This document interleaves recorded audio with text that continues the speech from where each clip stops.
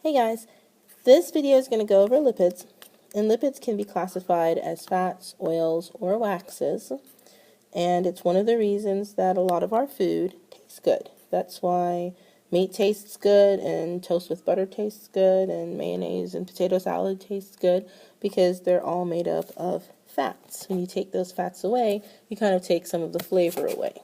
At the same time, while it could be good, and any macromolecule in your diet is going to be a good thing, if you overdo it, it's not so much of a good thing. So here we go. So like our carbohydrates, lipids are part of that energy storage. It's one of the energy storage molecules of our body. But unlike carbohydrates, which is all short-term energy, all quick energy, lipids, especially fats, is all about long-term energy storage. So this is concentrated energy.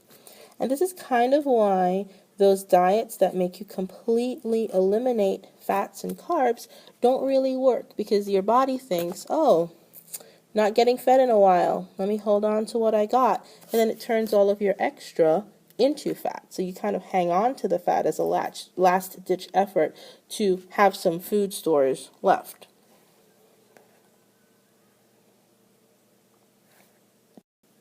Okay, so let's look at their structure.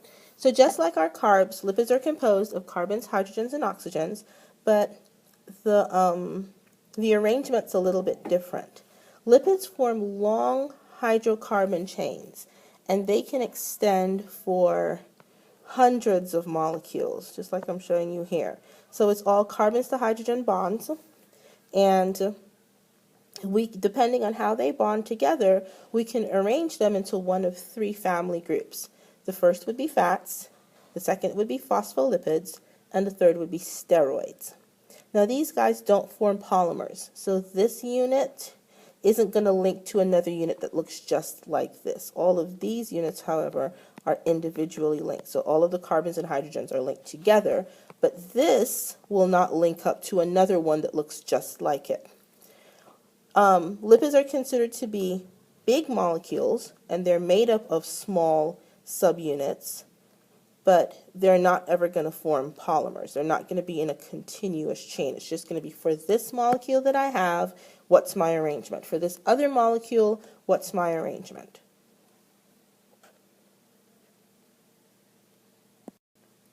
Okay, so let's start with the first family group of fats. The structure of a fat is it's made up of glycerol and a fatty acid. Glycerol, like the OL should tell you, has an alcohol base. It has an OH group. The fatty acid, because of this keyword acid, you should be thinking of the functional group carboxyls, that COOH group. So a fatty acid is literally made up of a long chain of hydrocarbon tails that has a head of carboxyl. It has a COOH carboxyl head, and that's what a fatty acid is. Glycerol is just an arrangement of three carbons with a bunch of hydrogens bonded to it, and then one hydroxyl group, one OH group, to give it that alcohol. The way fats are put together or are formed or are made is through the same dehydration synthesis as carbs are. You push them close enough together, you get rid of the water, and you create a situation where a bond can form between this oxygen and this carbon, and they stay together that way. So again, this is a fat. Here's your glycerol head, that's part one of the fat, and here's your fatty acid tail, that's part two of the fat. It is formed through dehydration synthesis. Okay, another kind of fat that we find really common in our bodies are called triacylglycerol, also known as triglycerides, same thing. So tri should tell you that it's three. Glycerol tells you that there's a glycerol head involved. So a triglycerol is made up of one glycerol linked to three fatty acids. So three fatty acid tails, one glycerol head. This is important. The bond that holds the fatty acids to the glycerol is called an ester linkage. So again, the ester linkage is the bond between the acid, the fatty acid, and the glycerol. Specifically, it bonds in this location right here. So here, and here, and here. And it's going to be 3 individual ester linkages because each one is attached to a fatty acid tail. It happens between the hydroxyl group of the glycerol, and it happens between the carboxyl group of the fatty acid. All right, so that's where the bond takes place.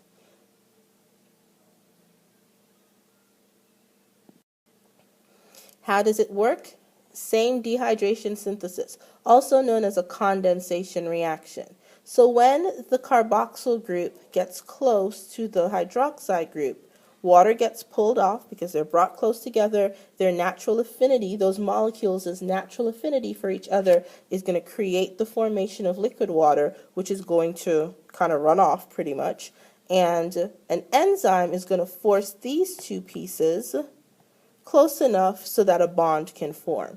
Every time this dehydration synthesis reaction takes place, it requires a new enzyme. So we have an enzyme here, and here, and here. The whole process is driven by enzymatic action.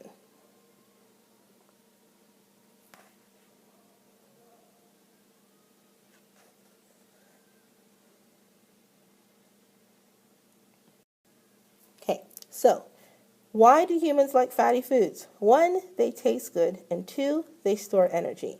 So if you think about, remember I told you carbon's real stable, which means the bonds are pretty strong, which means that a lot of energy is stored in those bonds.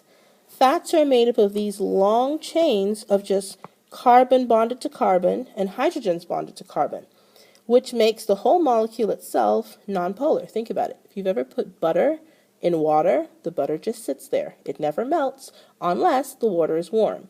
And even if the water is warm, the butter becomes liquid and just kind of sits on top of the water. Water does not dissolve fat or waxes or oils because they are nonpolar and they are hydrophobic. So they're nonpolar, they're hydrophobic. Because of these two properties, it makes doing their functions a whole lot easier. It's a lot of energy storage. Think about it. Every single bond is pure energy.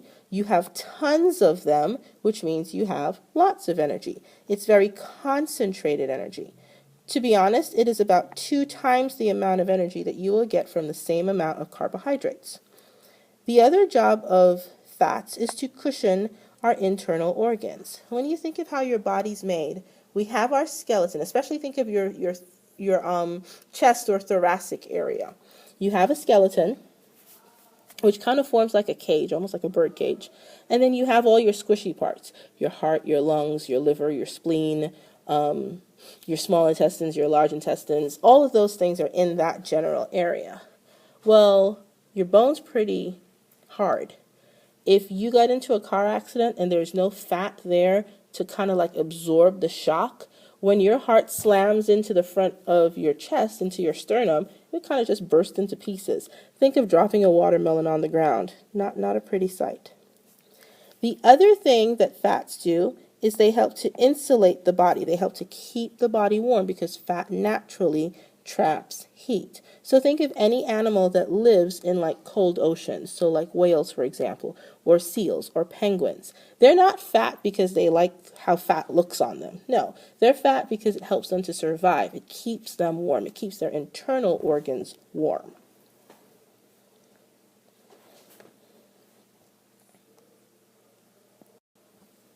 Okay, so there are 2 kinds of forms that fat can come in: saturated fats and unsaturated fats. You've probably heard, especially like butter commercials, talk about this.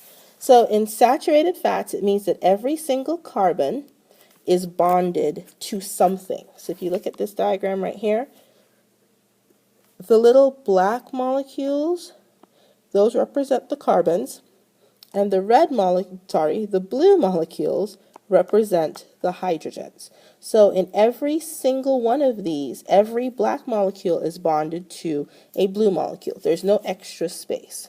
So what this means is that all of these are single bonds. There are no double bonds in saturated fats. If you think about something being saturated, it means it's holding as much as it possibly can. These carbons are holding as much oxygen as they possibly can. So it results in some structural behavior. Saturated fats form long, straight chains, just like the picture shows, and they're mostly animal fats, so things that we get from cows or sheep or whatever, and they are solid at room temperature. Unfortunately, this is the bad fat. No bueno. It contributes to cardiovascular diseases, so any kind of heart conditions, things like arteriosclerosis, where the inside of your arteries get built up with plaque deposits, which makes the artery smaller, which forces blood through a really small space, increases your blood pressure, and before you know it, you've popped a blood vessel and you're dead. Yeah, I know I make that sound real enticing, don't I? So foods that contain saturated fats are very bad for you in large quantities. Sometimes even in small quantities, they're bad for you. And some of us are more naturally dispositioned to having cardiovascular issues because of family history and health reasons.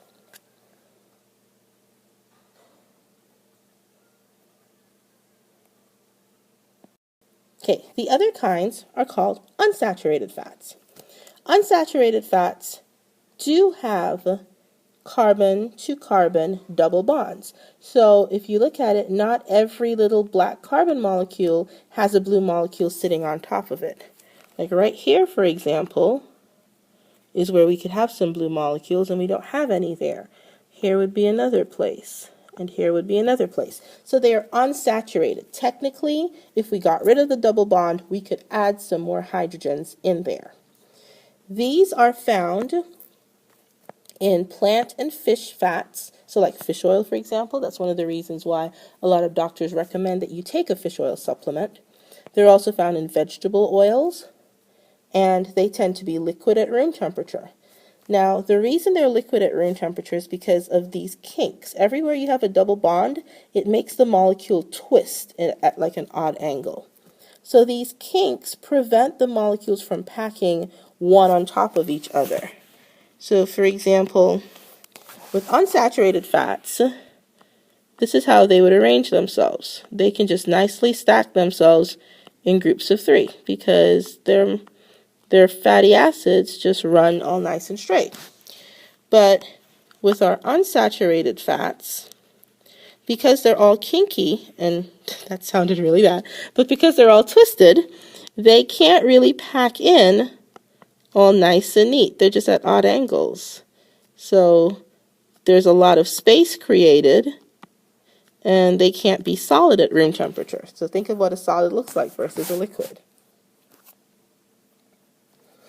So you've probably heard the terms monounsaturated, polyunsaturated. That suggests how many double bonds they have. Monounsaturated, you probably just have one. Polyunsaturated, you have several.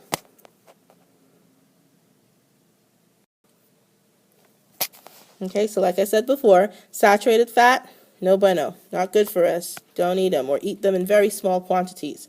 Unsaturated fats, a lot better for you, much more healthy for you.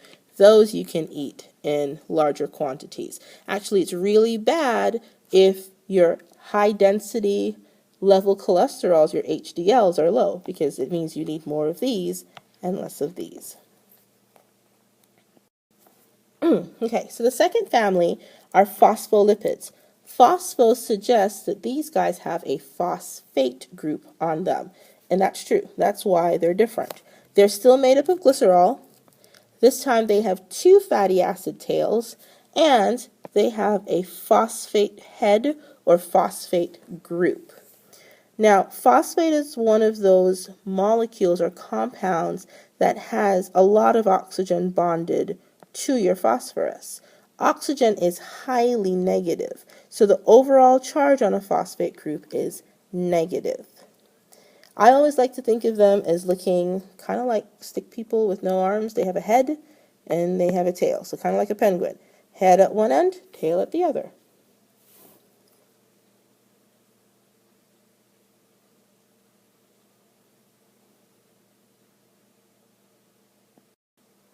Okay, so are these guys hydrophobic or hydrophilic? They're interesting. They have a split personality. A term for this split personality for something that is both hydrophobic and hydrophilic is amphiphile. I'm going to write that down for you. Hopefully I can try to write properly. No, wait, sorry, I'm trying to write with my laser.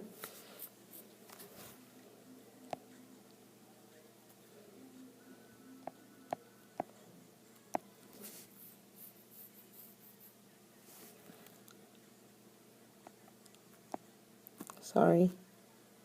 Person was, I had a kid in for tutoring who was distracting me. Anyway, so amphiphile. That just means that you are both hydrophobic and hydrophilic. Well, how is this possible? It's possible because of all of those hydrogens that are a part of your phosphate group. So this phosphate group makes the whole head of this molecule hydrophilic. It is attracted to water. Whereas the tails, the fatty acid tails that are all made up of carbons and hydrogens, are hydrophobic. They are repelled or unattracted to water. They hate water.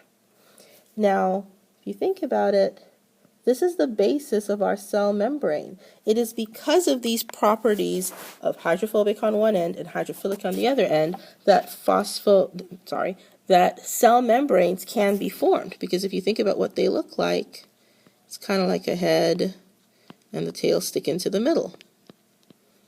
Kind of like that. So the heads are exposed to water and the tails are hidden from water. They're removed from water. And that's the basis of our cell membrane. That's why it is a lipid bilayer. So that's why their interaction with water is very important. If they didn't interact the way they do, we would have no cell membrane, we would have no cell, we would have no living things.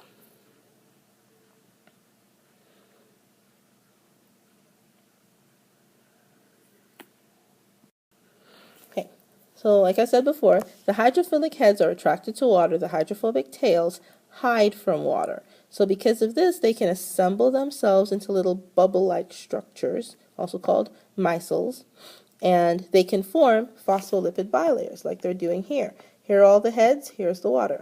Heads again, here's the water. All the tails, no water. We credit this ability to the early development of our cell, the early evolutionary development of our cell. Or our cells, I should say. Okay. So it's important because phospholipids literally create a barrier, a gateway of sorts. And that gateway helps to define what is the inside of a cell versus the outside of the cell. They also help to make various membranes. So that determines what's inside the chloroplast versus outside of the chloroplast, or inside of the vacuole versus outside of the vacuole. And that's highly important because you don't want every single reaction taking place all together at the same time.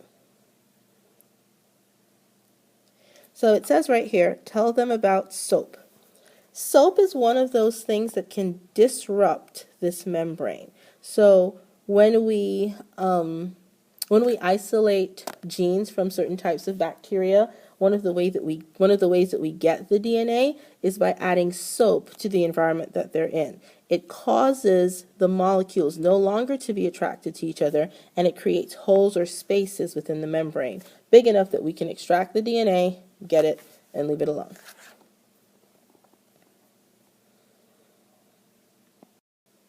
Okay, our last family of lipids are the steroids. They're the only ones whose structure is highly irregular. They are composed of 4 fused carbon rings and then a bunch of different functional groups. Depending on the functional group, or the different kind of functional group, will determine what kind of steroid we're working with. If it's like a sex hormone, or if it's a gonadotropin, or if it's a cholesterol, or whatever it might be. So different steroids are created just literally by attaching different functional groups to the ring. So this part of the structure never changes. Like the 4 fused rings, this, and this, that's always the same.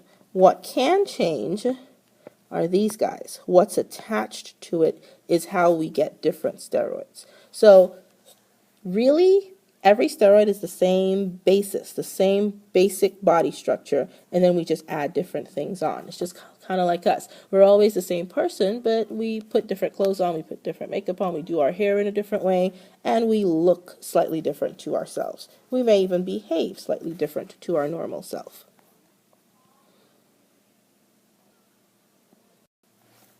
Okay, so let's look at cholesterol. Cholesterol is one of those cell components that's kind of like, you need it, but you don't need too much of it. So it's found in animal cell membranes, only in animal cell membranes. Plant cell membranes don't have cholesterol, and it is a precursor of all other steroids. So pretty much every steroid starts off as cholesterol, and then we change some stuff and we make it different. When you have high levels of it in the blood, it can contribute to cardiovascular disease. So it helps to form plaque, like it's showing right here in this picture. That little like yellow liquidy stuff that looks almost like mucus, that's plaque buildup. It's cholesterol buildup. Closing off the artery, making it a whole lot smaller, and forcing blood through an even smaller space, which increases your blood pressure and ultimately can destroy your heart. You're overworking your heart because it has to pump twice and 3 times as hard to get blood through an area that used to be a whole lot bigger.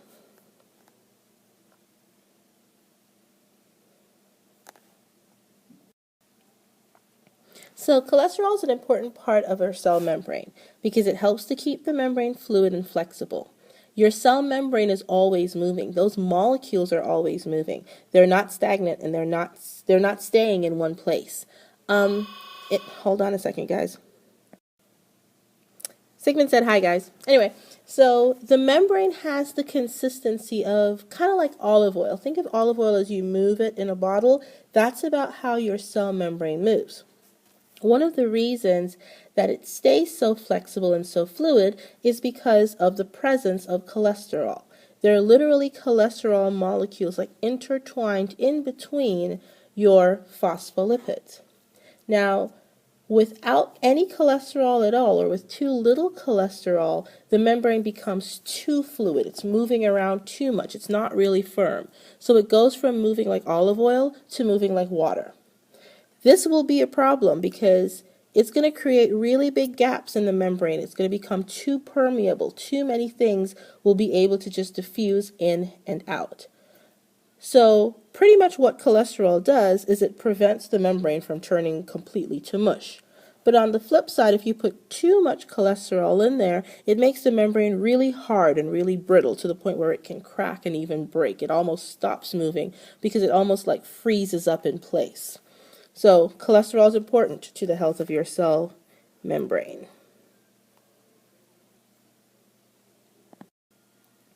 Okay, so from cholesterol, because remember I told you, cholesterol is the precursor for all of our hormones.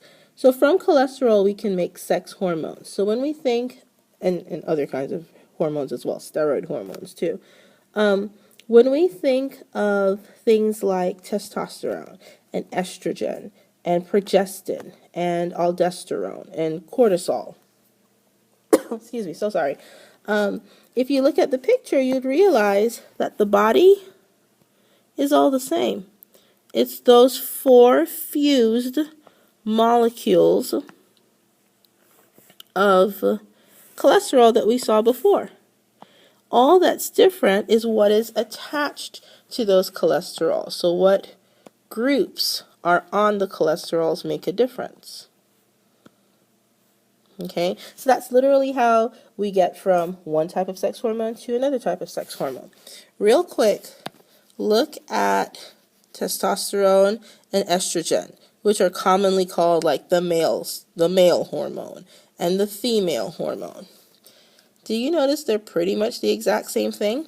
The only thing that's different is estrogen has a couple of double bonds right there and right there, and it's the same OH group.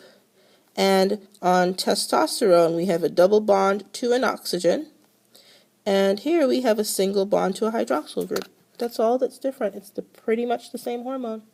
Interesting. Okay, so let's summarize a little bit. So this video is over lipids. Lipids are a source of concentrated energy, stored chemical energy. They're comprised of three families: fats, phospholipids, sorry for the pause, fats, phospholipids, and steroids. They are made up of glycerol primarily, and then long hydrogen to carbon chains of fatty acids. Some of them have phosphate groups, and some of them have additional groups that change their function and their structure all at the same time. There are good kinds and bad kinds. The bad kinds help with cardiovascular disease because they are all unsaturated, so they are straight chains. Sorry, they're all saturated, so they're straight chains which can pack together nicely. The unsaturated ones are healthier because they have double bonds. They have kinks in them, and that doesn't allow them to pack in as easily. A special type of lipid is cholesterol, which is really helpful for our cell membranes especially. Our phospholipids specifically have phosphate in them, and because of that phosphate, it makes the head region of the phospholipid hydrophobic, and it makes the tail region, hydrophilic, and it makes the tail region hydrophobic. So it makes the whole molecule an emphatic molecule, or an amphiphile, meaning that it's a split personality, it likes both water and it hates water all at the same time. All right, hope this was helpful. I'll see you guys soon. Bye.